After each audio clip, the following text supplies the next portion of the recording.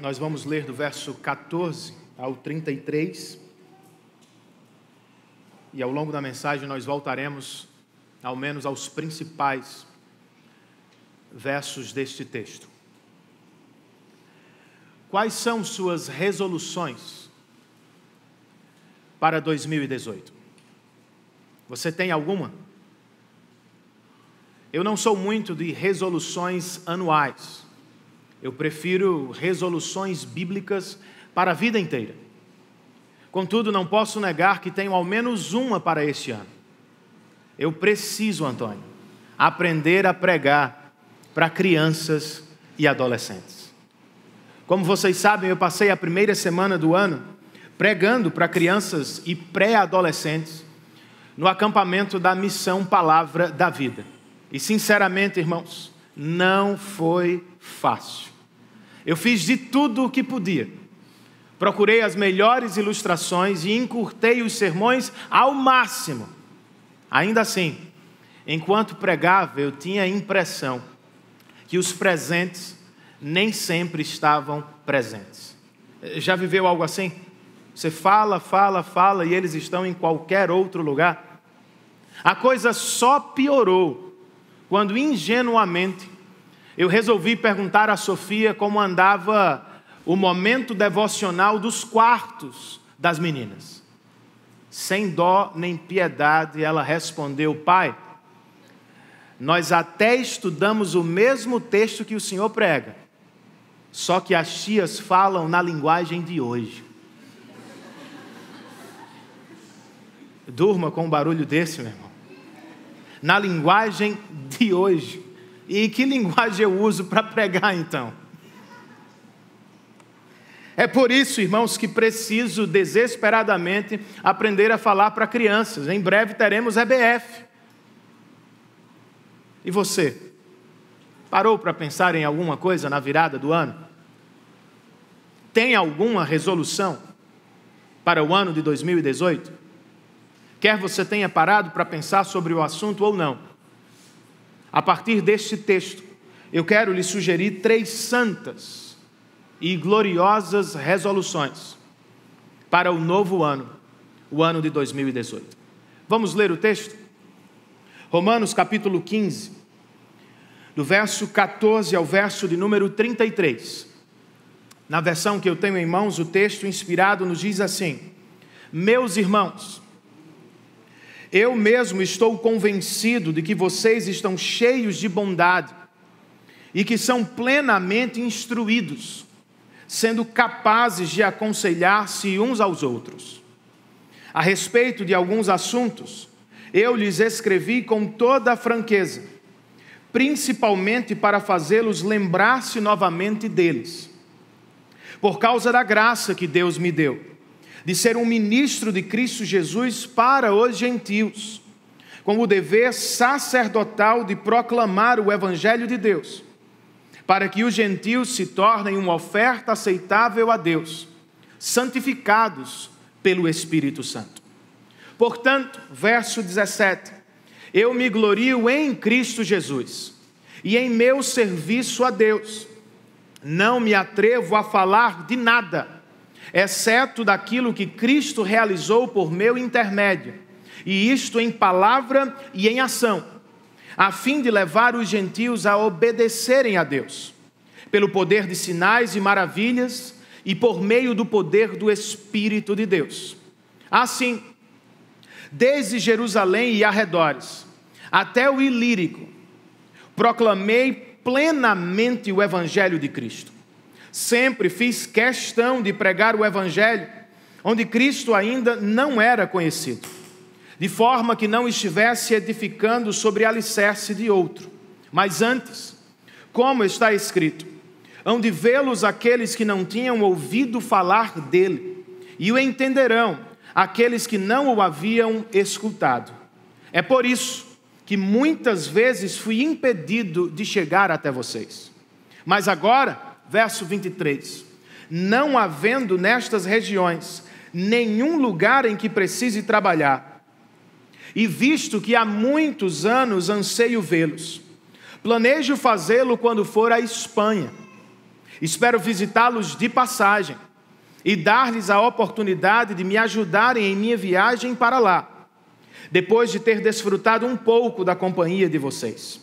Agora, porém, estou de partida para Jerusalém, a serviço dos santos, pois a Macedônia e a Acaia tiveram a alegria de contribuir para os pobres dentre os santos de Jerusalém. Tiveram prazer nisso e, de fato, são devedores aos santos de Jerusalém. Pois, se os gentios participaram das bênçãos espirituais dos judeus, devem também servir aos judeus com seus bens materiais. Assim, depois de completar essa tarefa e de ter a certeza de que eles receberam esse fruto, irei à Espanha e visitarei vocês de passagem. E sei que, quando for visitá-los, irei na plenitude da bênção de Cristo. Recomendo-lhes, irmãos, por nosso Senhor Jesus Cristo e pelo amor do Espírito, que se unam a mim em minha luta, orando a Deus em meu favor. Orem para que eu esteja livre dos descrentes da Judéia e que o meu serviço em Jerusalém seja aceitável aos santos, de forma que, pela vontade de Deus, eu os visite com alegria e juntamente com vocês desfrute de um período de refrigério. O Deus da paz seja com todos vocês. Amém. Vamos ao Senhor em oração mais uma vez, irmãos. Pai, muito obrigado pelo privilégio da oração. Por causa de Cristo e em nome dele, nos achegamos a Ti em mais um dia do Senhor. Obrigado a Deus pelas canções que cantamos, pelas ofertas que deixamos diante de Ti e até pelas orações que fizemos até o momento. Mas agora que nos aproximamos de Tua palavra, nós Te pedimos uma porção dobrada do Teu Espírito, para aquele que vai pregar a Tua palavra e para a Tua igreja que vai ouvir a Tua palavra. Ajuda-nos, Senhor, neste momento. Abra os olhos dos nossos corações e nos dê, por obra do Teu Espírito, resoluções santas e gloriosas para este novo ano. Nós oramos assim, em nome de Cristo e para a glória dele. Amém.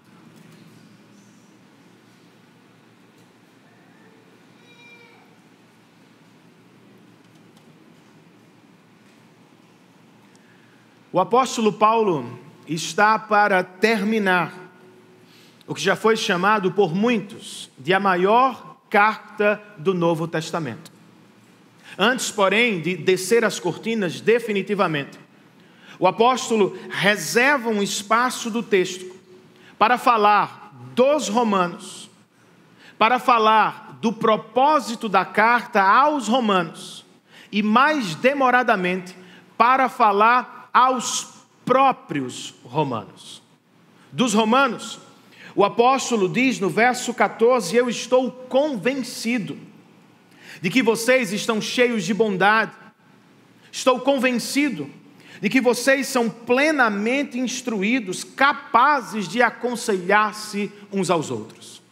Do propósito da carta aos romanos, o mesmo apóstolo nos diz no verso 15: eu lhes escrevi com toda franqueza, principalmente para fazê-los lembrar-se. E agora, com o restante do texto, a maior porção dele, o apóstolo falará detalhadamente ao coração dos romanos. Ele lhes falará sobre seu próprio ministério evangelístico, também sobre seus planos futuros de viagens missionárias e, por fim, falará sobre o próprio ministério dos cristãos de Roma, ou como eles mesmos podem fazer ministério para a glória de Deus.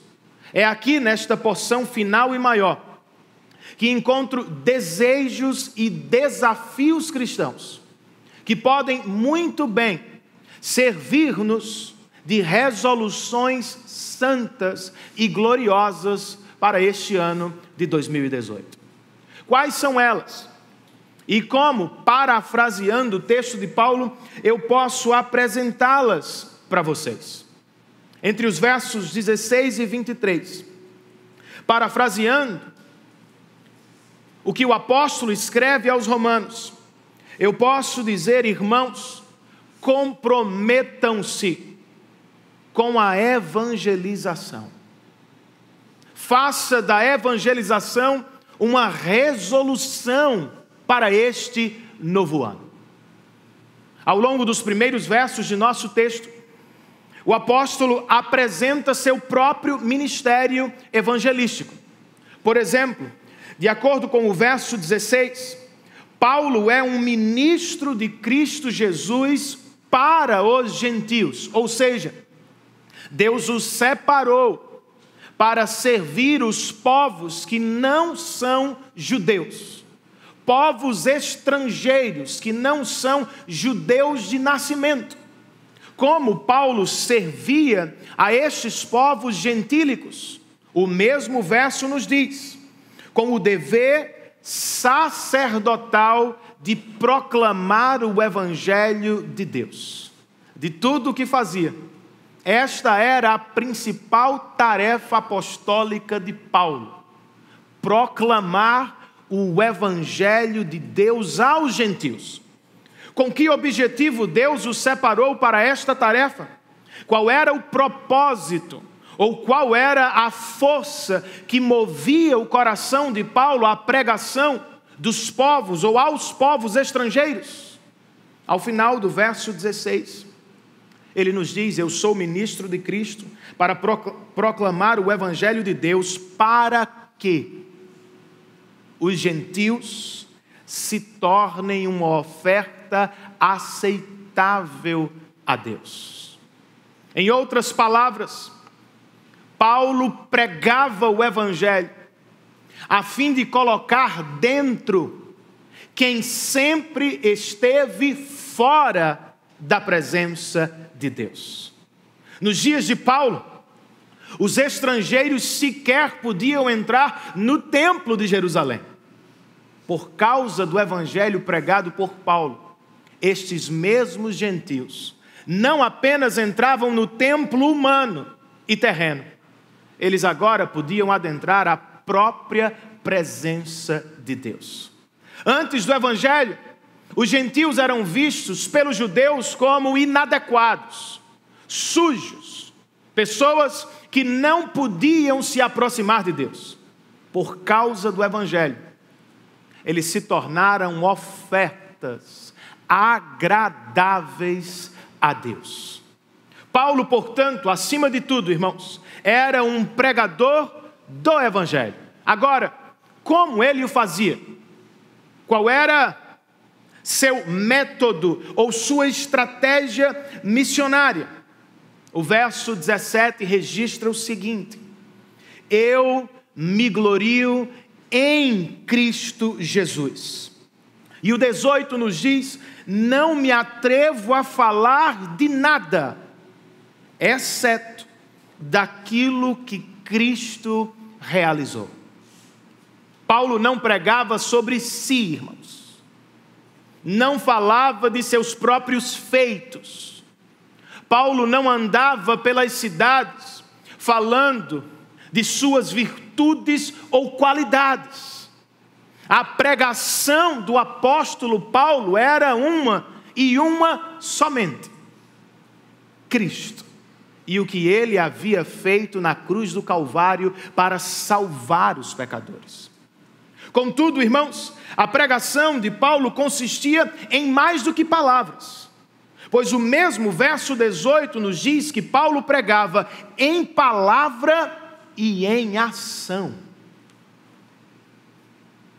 O Dr. John Stott, comentando o texto, escreve algo interessante sobre esta relação. Ele nos diz: essa combinação entre palavra e ação, entre verbal e visual, é um reconhecimento de que nós, seres humanos, aprendemos muito mais através dos olhos do que dos ouvidos. As palavras explicam os gestos Fecha o comentário Stott. Os gestos representam e dão força às palavras.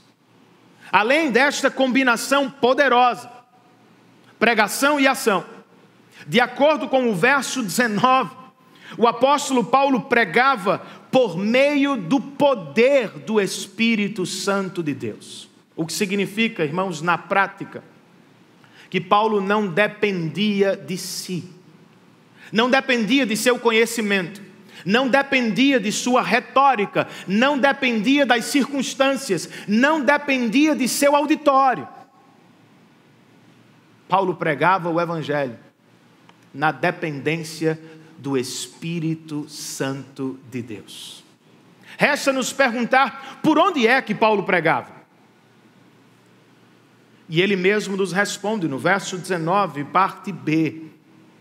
Desde Jerusalém e arredores, até o Ilírico. Uma frase deste tamanho, que por assim dizer, dentro dela cabe o Império Romano quase inteiro. Dentro desta frase se encontram cidades, regiões e até países. E isto é impressionante para um homem só. Mais impressionante ainda é o que ele diz depois. Nestes lugares, por estas regiões, eu proclamei plenamente o Evangelho de Cristo. O que é isso, Paulo? Verso de número 23. Não há nestas regiões nenhum lugar em que precise trabalhar. Como explicamos isso, irmãos? Outra vez, Dr. John Stott faz um melhor trabalho do que eu. Ele explica a fala de Paulo com as seguintes palavras. Isso não significa que Paulo tenha saturado a área inteira com o Evangelho, como diríamos hoje. Sua estratégia era evangelizar as cidades mais populosas e influentes, e ali plantar igrejas, deixando então para os cristãos a tarefa de espalhar o Evangelho para as vilas e cidades vizinhas. E é aqui, irmãos, que eu encontro a ponte entre os primeiros leitores desta carta e a nossa igreja. Obviamente, alguns precisam ir aos povos não alcançados. Paulo está a caminho deles. Outros, porém, precisam ficar para dar continuidade à obra da evangelização. A evangelização de João Pessoa não é minha responsabilidade. Não é responsabilidade de Levi e Bruna. A evangelização do sertão não é somente trabalho de Felipe e Carol. Esta é a nossa tarefa. Está nas nossas mãos a responsabilidade de espalhar o Evangelho que recebemos por boca de missionários, através de todos os cantos, lugares de nossa cidade e estado para a glória de Deus. A pergunta é: como cumpriremos esta missão? Em 2018, eis uma sugestão prática que salta do texto. Falemos mais de Cristo, irmãos, e menos de nós mesmos. Em 2018, resolva, cristão, no seu trabalho, na sua família, na sua faculdade, resolva falar mais de Cristo, menos de você mesmo. Alguns cristãos confundem evangelização com testemunho pessoal. Não estou dizendo que o elemento testemunhal não está presente na pregação do Evangelho. Está, mas não é a mesma coisa. Evangelização não é o mesmo que testemunho pessoal. Por que não, Renan? Porque os pecadores, irmãos, não serão salvos pelo que aconteceu comigo. Não serão aceitos por Deus pelas minhas vitórias, conquistas. Os pecadores serão salvos e aceitos por Deus como filhos benditos por causa de Cristo e do que Ele fez na cruz do Calvário. É o que Paulo acabou de nos dizer. Eu me glorio em Cristo Jesus somente. Resolvo não falar nada mais, exceto daquilo que Ele fez. Isto é evangelização. Como vamos cumprir esta tarefa, irmãos? Em 2018, vivamos à altura do evangelho que pregamos. Testemunho não é evangelização. No entanto, não há evangelização sem testemunho de vida, irmãos. Paulo pregava em palavras, mas ele também pregava em ação. Eu ouvi uma palestra ontem de um presbítero de nossa igreja, um dos diretores da Mackenzie em São Paulo, Solano Portela. E ao final da palestra ele mencionou o último sermão de Ashbel Green Simonton, o missionário pioneiro que veio dos Estados Unidos plantar a fé reformada no Brasil. Viveu pouco, a vida foi curta e muito dura para ele. Antes, porém, de morrer em solo brasileiro, ele reuniu os poucos obreiros que tinha e lhes fez um último sermão, que tinha por objetivo apresentar a eles os caminhos da evangelização do país. Curiosamente, a pregação do evangelho não foi o primeiro caminho que Simonton destacou. A tradução ou a impressão de Bíblias também não foi o primeiro caminho. De acordo com ele, à época, o reino de Deus vai crescer no Brasil através, primeiro, da vida santa dos santos de Deus. É isso, irmãos. Palavra e ação. As pessoas precisam ver o evangelho em ação nas nossas vidas. Filhos desejarão o Cristo que transformou seus pais.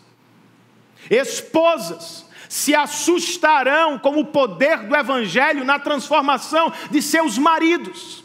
Amigos e colegas de escola precisam tocar, por assim dizer, no poder do evangelho que nos transforma.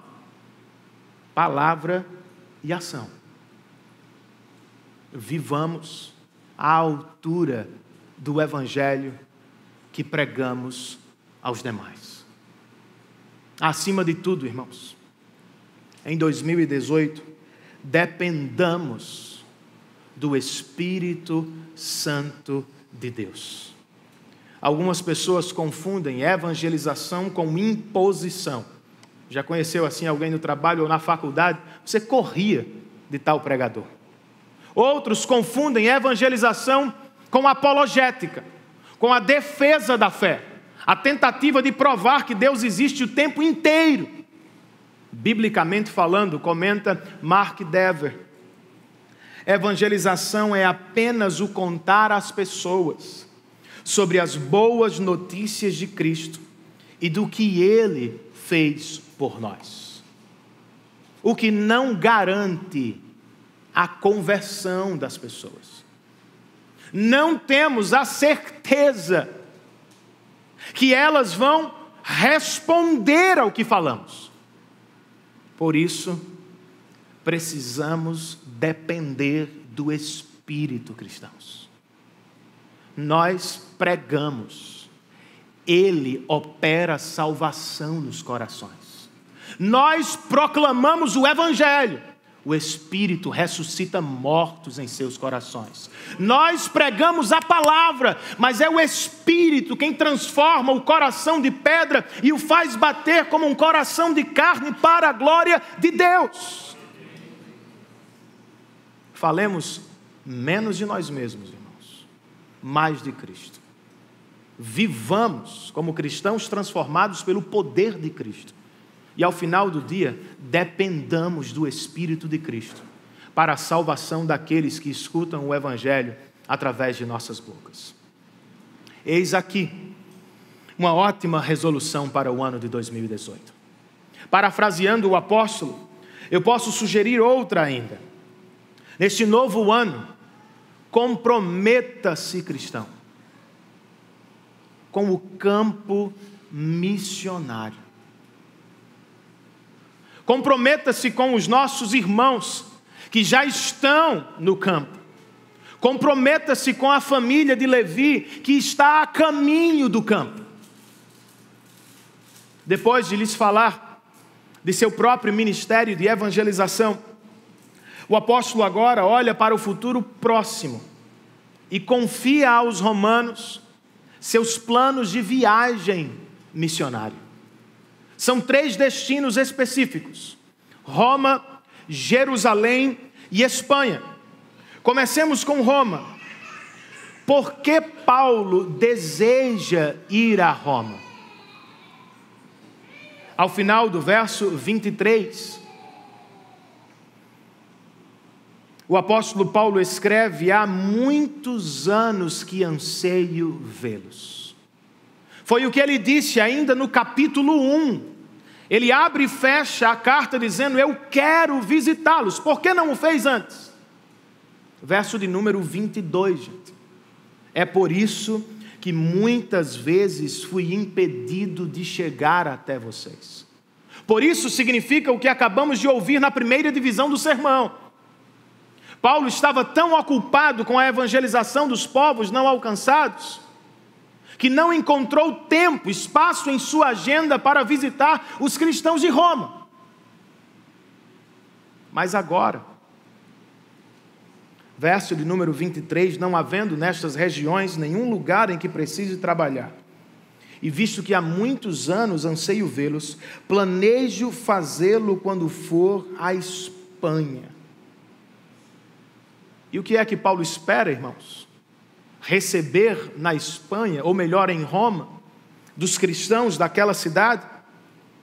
A sequência do verso 24 nos responde: espero visitá-los de passagem, não vou ficar com vocês para sempre, e espero dar-lhes a oportunidade de me ajudarem em minha viagem para lá. Eu vou passar por vocês, dando-lhes a oportunidade de me assistirem a caminho do campo. O verbo ajudar aqui significa partilhar recursos. Em outras palavras, Paulo está a caminho de Roma para firmar uma parceria missionária. Antes de Roma, porém, ele vai a Jerusalém. E o que é que ele vai fazer na cidade santa, irmãos? Ao final do verso 25, ele nos diz que vai servir os santos. Como? Versos 26 e 27. Pois a Macedônia e a Acaia tiveram a alegria de contribuir para os pobres dentre os santos em Jerusalém. Tiveram prazer nisso, e de fato são devedores aos santos de Jerusalém. Pois, se os gentios participaram das bênçãos espirituais dos judeus, devem também servir aos judeus com seus bens materiais. Destes 2 versos, eu quero destacar apenas algumas coisas que me parecem muito importantes. A primeira delas é o valor que Paulo deu a esta assistência social. Isso foi tão importante para Paulo que ele parou, estancou, por assim dizer, a missão de pregar aos não alcançados. Ele dava valor ao cuidado dos cristãos que estavam perecendo financeiramente. A outra coisa importante: com esta viagem, Paulo está dizendo aos romanos o que ele espera deles também. Os cristãos da Grécia estão enviando dinheiro para assistir os cristãos da Judéia. eu estou indo à Espanha e preciso da ajuda de vocês. Pois se de fato vocês foram alcançados pela graça que veio pelos judeus, vocês devem provar a graça, repartindo também de graça o que vocês receberam do próprio Deus. Depois de Jerusalém, ele seguirá à Espanha, irmãos. É o que ele nos diz no verso 28. Assim, depois de completar essa tarefa e de ter a certeza de que eles receberam esse fruto, irei à Espanha. Você gostaria de ir à Espanha em 2018, meu irmão? Fazer o que na Espanha? O que será que habitava o coração de Paulo, Tiago? Quais eram os planos de Paulo para a Espanha? Visitar os pontos turísticos, provar a comida típica da região, conhecer novas pessoas, possivelmente coisas assim habitavam o coração do apóstolo. Mas de forma alguma, estas eram as coisas que movimentavam o coração dele. Porque Paulo quer ir à Espanha, irmãos? Verso 20. Sempre fiz questão de pregar o Evangelho onde Cristo ainda não era conhecido. Esta era a santa resolução de vida de Paulo. Era a santa ambição que dominava o seu coração. Eu não cheguei a vocês, romanos. Por que não? Porque eu gosto de vocês, mas gosto muito mais de Cristo e de pregar o evangelho dele aos povos não alcançados. Agora eu vou a vocês, mas não vou ficar muito tempo, porque vocês já são salvos. Eu quero ir à Espanha para tornar Cristo conhecido e desejado no coração dos não cristãos da Espanha. Eu quero ir fazer Cristo conhecido e amado no coração dos povos não alcançados. É o que queremos também, irmãos. Será que o campo missionário ao menos visitou nossa mente? Enquanto, atravessando o ano, pensávamos em 2018. Se você ainda não havia parado para pensar sobre isso, eu espero que Deus use esse texto para alcançar o seu coração e enchê-lo de compromisso com o campo missionário. Você me pergunta por quê, Renan? Porque alguns precisam ir, irmãos. Alguns como o apóstolo Paulo. Alguns como Levi e Bruna. Alguns dos nossos mais queridos e amados irmãos precisam, devem ir aos confins da terra por causa de Cristo. Pois de que outra forma terminaríamos a missão que Deus deu à igreja, de fazer discípulos de todas as nações para a glória de Deus? Alguém precisa ir. Alguém precisa deixar conforto, família e riqueza para trás. Alguém precisa amar a Cristo mais do que a tudo neste mundo e seguir para povos estranhos, lugares difíceis para a glória de Deus. Neste sentido, irmãos, nem todos os cristãos são missionários. Todos os cristãos são evangelistas. Todos nós fomos chamados para fazer discípulos. Contudo, nem todos podem e devem ser chamados de missionários.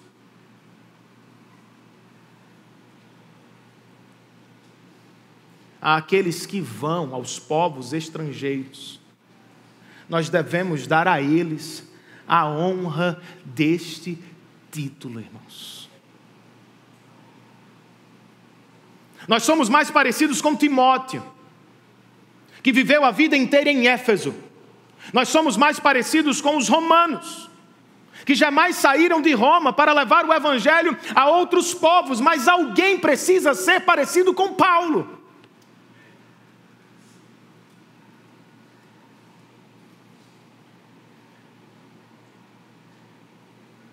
Neste sentido, então, não nos vejamos todos como igualmente missionários. E sabe qual é o efeito? Se nos enxergarmos assim, não sairemos daqui. Faremos missões apenas aqui. Falaremos de Cristo somente aos nossos. Não nos arriscaremos por causa dele. Não, irmãos. A evangelização é nossa. Mas a missão pioneira é daqueles a quem Cristo separou e vai lançar ao campo missionário. Eu entendi, Renan. Qual é a nossa responsabilidade com eles? Simples. Ao menos a altura do texto onde estamos. Se alguns são chamados ao campo estrangeiro, irmãos, todos aqui somos chamados a cooperar com eles financeiramente. De acordo com Paulo, trata-se de um dever e também de uma alegria. Um dever que prova a nossa salvação. Falar em outra língua não é prova de salvação. Dizer que teve visão também não é prova de salvação. Bater no peito e dar uma de santo não é prova de salvação à luz da palavra. Investir no reino de Deus é. É o que Paulo está dizendo aos cristãos de Roma. Os gregos foram alcançados. E eu tenho certeza disso. Porque eles estão colocando a mão no bolso, estendendo as mãos para tocar os cristãos de Jerusalém. Se vocês foram alcançados, repartam dos bens materiais que receberam, também de graça e pela graça, com aqueles que precisam viver do reino de Deus e para a glória do Rei. O partilhar dos nossos recursos não é apenas um dever, é sobretudo uma alegria, irmãos. Paulo disse, eles tiveram prazer no ofertar. Por quê?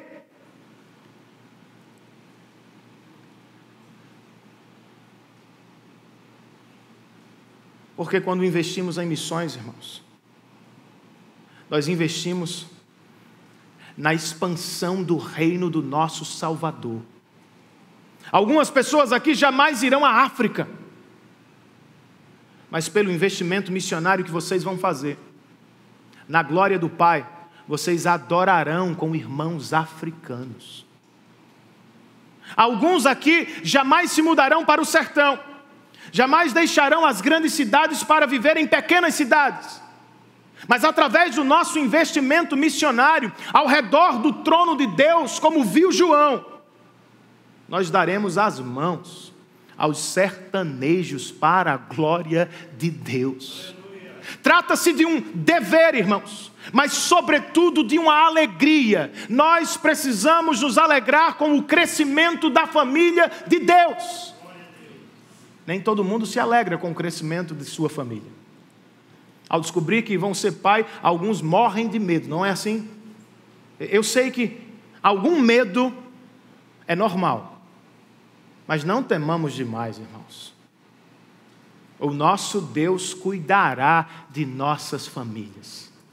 Muito mais, Ele fará para cuidar da família dele espalhada pela terra. Logo, não tenhamos medo de investir em missões. Não tenhamos medo de convocar jovens ao campo. Não tenhamos medo de investir neles. Deus nos dará tudo o que Ele tem para levar o nome de Cristo às nações para a glória dEle. Por vezes eu me pego pensando, como é que a gente vai fazer para sustentar esse povo? De onde é que vem isso? Nós somos uma igreja pequena, no nordeste do Brasil, irmãos. Mas o nosso Deus é o Senhor do universo. Ele nos dará o que precisamos para cumprir nossa missão para a glória do nome de Cristo Jesus. Eis outra resolução, irmãos. Comprometa-se com o campo missionário para a glória de Deus. Por fim, Parafraseando o apóstolo, nos últimos versos do texto, do 30 ao 33, eu posso dizer a vocês, cristãos, comprometam-se com a oração.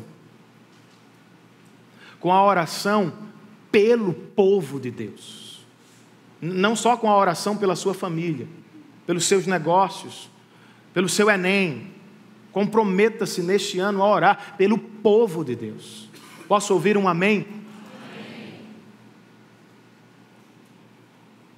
O apóstolo Paulo abre e fecha a carta aos Romanos falando de oração. Só que há uma diferença. Ao início, no capítulo 1 ainda, ele diz estar orando pelos romanos. Ao capítulo 15, quase descendo as cortinas, ele mesmo pede oração. O grande apóstolo Paulo, o missionário dos gentios, abre o coração e diz: eu peço oração. Tem uma irmã que desistiu da nossa igreja porque eu pedi oração de púlpito. De verdade. Ela disse à pessoa que a trouxe: eu não posso congregar numa igreja em que o pastor pede oração. Eu acredito no pastor que ora pelos irmãos, não no pastor que pede oração. Eu disse: minha irmã, está difícil, irmãos.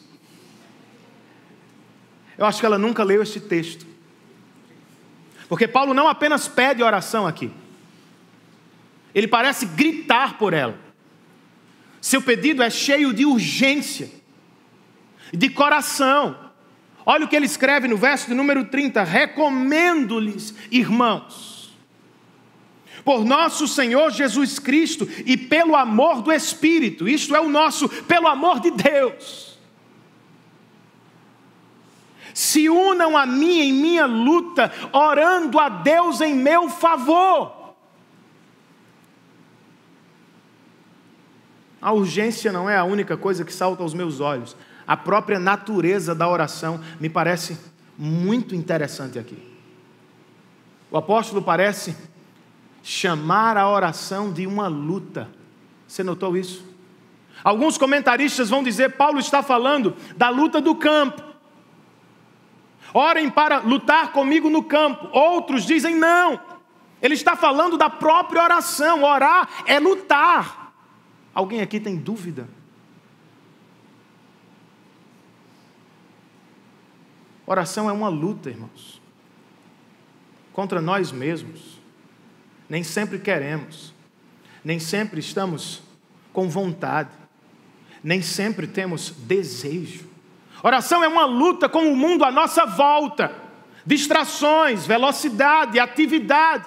Oração é uma luta contra o mundo espiritual. Não espere ter vontade para orar, meu irmão. Não fique esperando pelo melhor tempo, melhor horário, as melhores circunstâncias. Paulo está dizendo não. Como Cristo lutou no Getsemane. Como Jacó lutou no Val de Jaboque. Façam guerra para ter uma vida de oração para a glória de Deus. Agora, pelo que ele pede, irmãos. Quais são os pedidos do grande missionário, o apóstolo Paulo? O verso 31 registra o seguinte: orem para que eu esteja livre dos descrentes da Judéia e que o meu serviço em Jerusalém seja aceitável aos santos. A caminho de Jerusalém, Paulo pede por duas coisas: proteção dos inimigos do Evangelho e aceitação dos amigos do Evangelho. Dizendo a mesma coisa com palavras diferentes. Paulo está dizendo: orem para que os descrentes não me roubem a oferta que estou levando. E orem para que os crentes não sejam orgulhosos o bastante para rejeitar a oferta. Não sei o que é mais difícil, irmãos. Por vezes Paulo sofreu na mão dos judeus, e nós todos sabemos que habita em nós um orgulho que torna receber as coisas muito difícil. E eu acredito que havia algo por trás desta recepção. Se os judeus recebessem a oferta dos gregos, eles estariam endossando o evangelho de Paulo aos gentios. O que faria deles, os dois povos etnicamente diferentes, a mesma família. E Paulo está dizendo: orem, para que a oferta chegue, para que os judeus recebam de bom grado e vejam os gentios como irmãos que os amam também. Ore, verso de número 32. De forma que pela vontade de Deus, isto é, se Ele consentir, eu os visite com alegria e juntamente com vocês desfrute de um período de refrigério. À luz do contexto da passagem, este pedido faz todo sentido, irmãos. Paulo está a caminho de Jerusalém em missão. Logo, passará por Roma, a caminho da Espanha em missão. Entre os dois destinos, entre as duas missões, ele quer encontrar em Roma alegria e refrigério.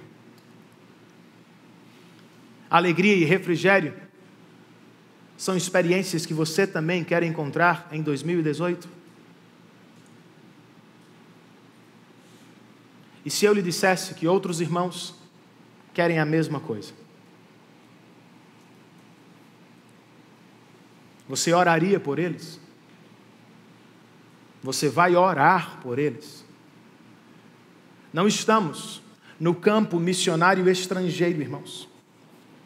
Mas todas as vezes que dobramos os nossos joelhos pelos nossos irmãos, estamos em missão. O reformador João Calvino, pregando este texto, disse: os cristãos devem orar por seus irmãos como se estivessem no lugar deles, como se experimentassem as próprias dificuldades deles. Eis uma boa resolução para 2018. Orar para além da sua casa. Orar para além do seu mundo. Orar pelos seus irmãos, que por diversas razões estão sofrendo. Por seus irmãos que também querem viver o que você quer, alegria e refrigério.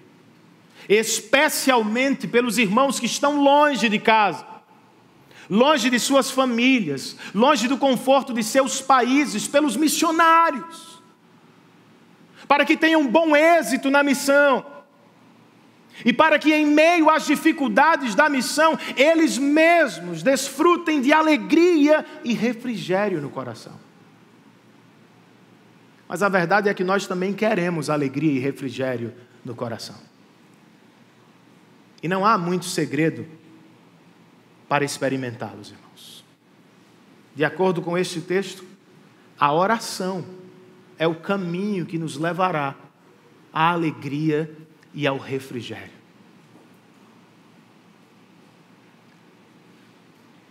Eu gosto de citar o pastor Eugene Peterson, especialmente sobre a oração, quando ele diz: a oração é a melhor parte da oração. Não é o pedido, não é a resposta. A melhor porção da oração é a própria oração. Por quê? Porque ela nos coloca face a face com Deus. Esta é a alegria para a qual fomos criados, irmãos. Contemplar, admirar e adorar a face bendita de Deus. Podemos fazê-lo, Renan? Sim, podemos. Por causa de Cristo Jesus. Eis uma boa notícia do Evangelho para o seu coração nesta noite, meu irmão. Porque assumiu os nossos pecados na cruz do Calvário.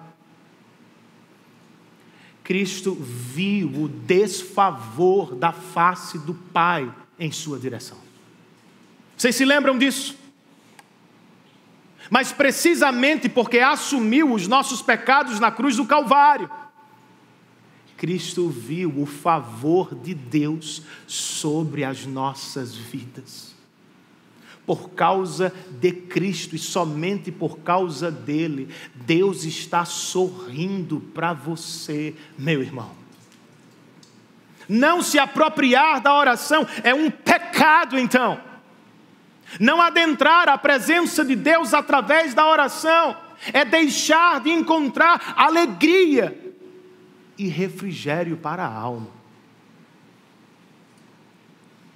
Mas talvez você esteja me dizendo, Renan, você não tem ideia do que eu estou passando. De fato, eu sei bem pouco. O seu Cristo sabe tudo. E Ele não o salvou em uma festa. Ele não o salvou cheio de alegria frívola e passageira. Ele o salvou através do sofrimento e da morte.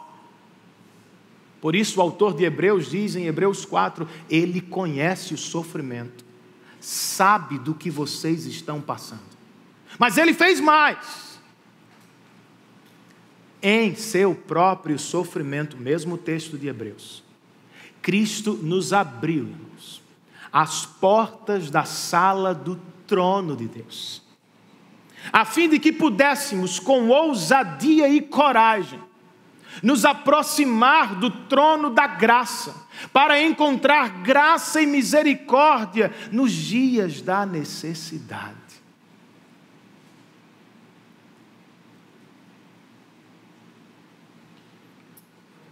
Deus é melhor do que a paz interior. Deus é melhor do que a saúde. Deus é melhor do que o conforto. Deus é melhor do que o dinheiro. Nós acabamos de cantar, ainda que eu venha a perder tudo, se eu tenho a Ti, eu tenho tudo.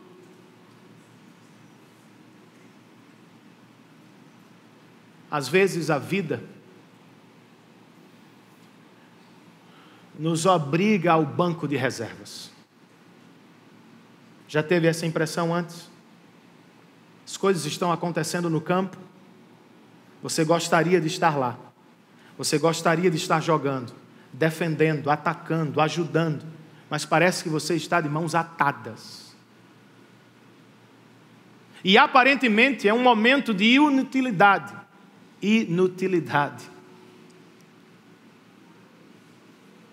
Há algo melhor do que jogar, cristão. Seu técnico também está no banco. Aproxime-se dele. Tenha tempo com ele. Diferentemente dos melhores técnicos do mundo, por meio de seu espírito, ele ainda está no campo. Você pode estar no banco. Ele está trabalhando por você e para a glória do nome dele. Algumas coisas terríveis podem estar acontecendo com você. E o tempo inteiro você fica se perguntando o porquê. Ou focando apenas na dor, no sofrimento e no problema. Talvez Deus esteja presenteando você com tempo no banco. Você não pode fazer nada, puxe a cadeira, beba um copo d'água e converse face a face com o seu Deus. Ele é melhor. E Ele continua no controle. Em 2018, como esteve em 2017, e como estará até o fim dos séculos. Falando de 2018, irmãos, quais são suas resoluções para o novo ano? Você tem alguma? Quer você tenha uma, duas, três, quer não tenha nenhuma. Espero que este texto lhe seja uma boa sugestão. Comprometa-se, cristão, com a evangelização das pessoas que lhe cercam, com o campo missionário e com aqueles que vão ao campo. Comprometa-se com a oração, pelo bem de sua igreja, pelo bem de seus líderes, pelo bem do povo de Deus. Você vai fazê-lo? Você vai cumprir estas resoluções? Você sempre as cumprirá da melhor maneira? Claro que não. não conseguimos. Ao início de sua carreira ministerial, quando ainda era jovem e desconhecido, Jonathan Edwards, que depois se tornou o maior pastor dos Estados Unidos, escreveu 70 resoluções que deveriam guiar sua vida cristã. Antes, porém, que alguém o acusasse de ser um jovem arrogante, autoconfiante, pedante, por querer determinar sua vida cristã, ele escreveu um preâmbulo, uma introdução com 2 frases apenas. São elas: sendo sensível ao fato de que sou incapaz de fazer qualquer coisa sem a ajuda do Senhor, humildemente rogo-lhe, pela sua graça, que me capacite a manter estas resoluções, até o ponto em que elas sejam agradáveis à sua vontade, e isto por amor de Cristo. Segunda frase: lembre-se, Jonathan, de ler estas resoluções uma vez por semana, para ver onde está, para descobrir como está na vida cristã. De um lado, Edwards está dizendo: Senhor, sem ti eu nada posso fazer, ajuda-me. Do outro, o mesmo jovem pregador estava dizendo: no que depender de mim, Senhor, eu vou me esforçar para buscar uma vida de santidade, através do cumprimento destas resoluções. Eis um bom equilíbrio, irmãos. Comprometa-se a uma vida de piedade em 2018. Persiga através da leitura bíblica, da oração constante, da presença nos cultos regulares. Faça de tudo. Vocês me ouviram citar John Stott, já me ouviram citá-lo dezenas de vezes. Morreu recentemente um dos maiores homens de Deus do século passado e do início do nosso século. Alguém lhe perguntou qual foi o segredo, Dr. Stott, de sua vida cristã. A resposta dele foi simples: eu nunca perdi um culto no dia do Senhor. Ele não foi ao monte, ele não fez peregrinação, ele não andou por aqui e por ali em busca de sacrifícios ou coisa do tipo. Ele cumpriu os meios de graça, ele se apropriou dos meios de graça que Deus nos deu. Se comprometa com eles, cristãos. Faça de tudo para buscar a presença do Senhor em 2018, como você nunca fez. Mas faça sabendo que você vai falhar. E que em alguns domingos você não terá vontade de estar aqui. E que nem sempre você vai amar repartir o que tem com os missionários. Mas quando estes sentimentos tomarem o seu coração, clame a Deus: Senhor, me dá o que tu me ordenas, para que eu desfrute das tuas bênçãos.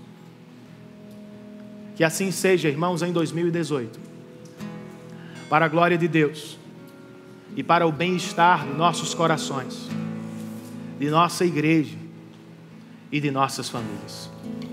Fiquemos de pé na presença do Senhor e terminemos em adoração ao nosso Deus. Onde guiar-me, meu Senhor, te seguirei por seu amor, sentindo perto que conduz por mim ferida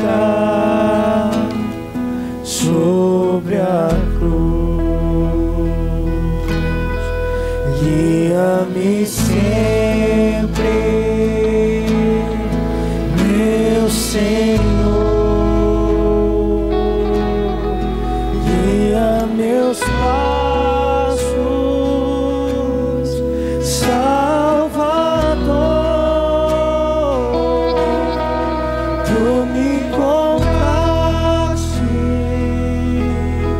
sobre a cruz, guia-me em tudo, meu Jesus. Acho prazer em te seguir, descanso e paz me faz sentir. Doce é amigo, teu querer, gozo me traz te obedecer. A igreja diz: guia-me sempre, meu Senhor, guia meus passos,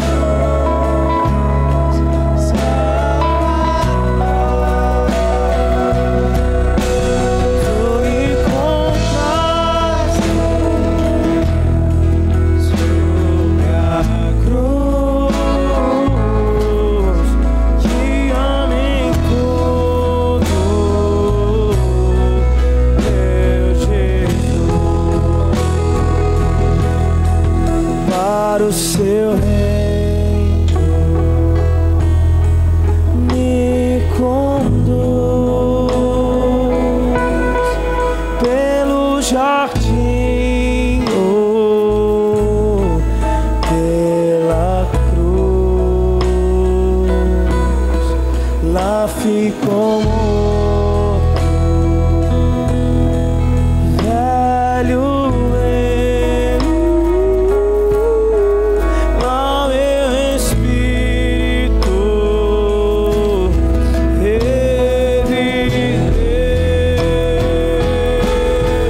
Guia-me sempre,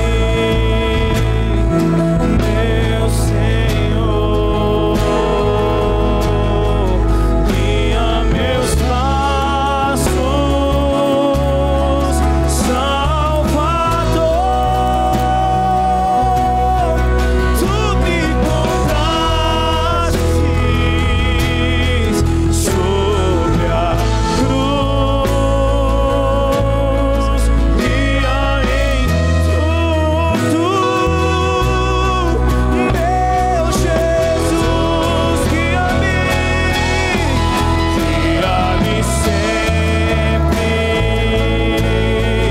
meu Senhor, guia-me, guia meus passos, Salvador. Tu me compraste sobre a cruz, guia-me em tudo, meu Jesus, meu Jesus. Se eu perder tudo que tenho aqui, me alegrarei, pois eu sei tenho a ti. Me prostro ao chão pra agradecer o teu amor por mim, o teu amor. Aleluia! O teu amor, se eu perder tudo que tenho aqui, me alegrarei, pois eu sei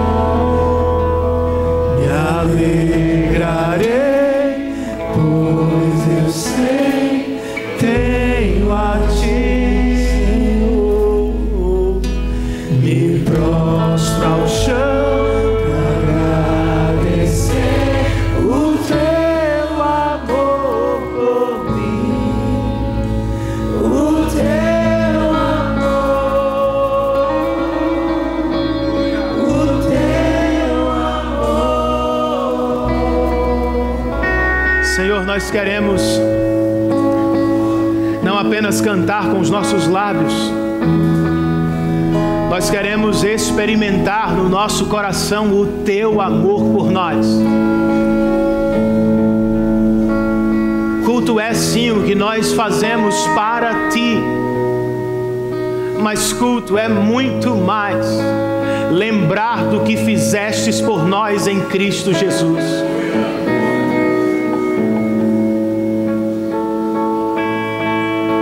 Os meus irmãos estão vivendo as mais diferentes situações na vida. Alguns estão sofrendo problemas de saúde, outros estão enfrentando crises financeiras, alguns estão lutando contra o pecado, Senhor. Mas dá que pela Tua graça, pela operação invisível do Teu Espírito, todos nós sintamos o Teu amor por nós. Abraça-nos nesta noite, Espírito de Deus. Toma o nosso coração outra vez. Fala às nossas mentes. Nos dá a experiência do Teu amor por nós. Pois se isso acontecer, Senhor,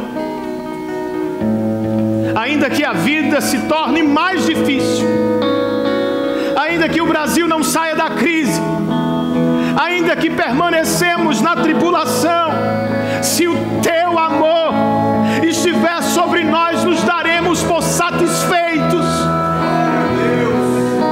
Gritaremos como o salmista: a Tua graça, Senhor, a Tua graça é melhor do que a vida.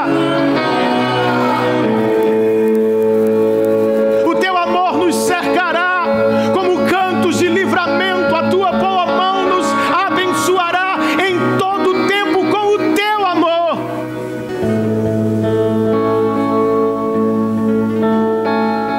Amor este, Senhor,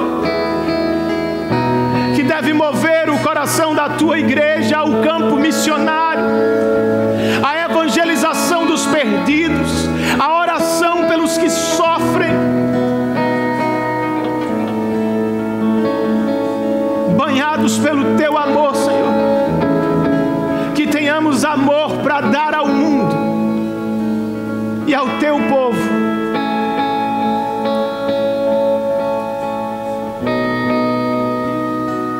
Nós te agradecemos por este culto, Senhor.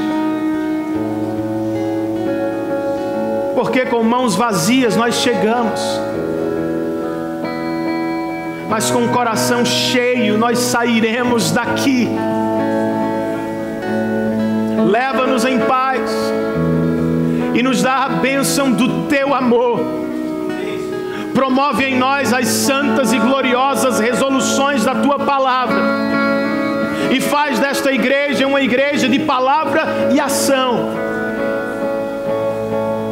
É o que nós te rogamos em nome de Cristo e por causa do amor dele por nós. Que o amor de Deus, nosso bendito Pai, que a graça de nosso Senhor e Salvador Jesus Cristo, que o cuidado, que a presença, que o poder do Santo Espírito de Deus estejam sobre todos nós, sobre todos os nossos irmãos espalhados pela face da terra, e que todos nós digamos em uma só voz: amém e amém.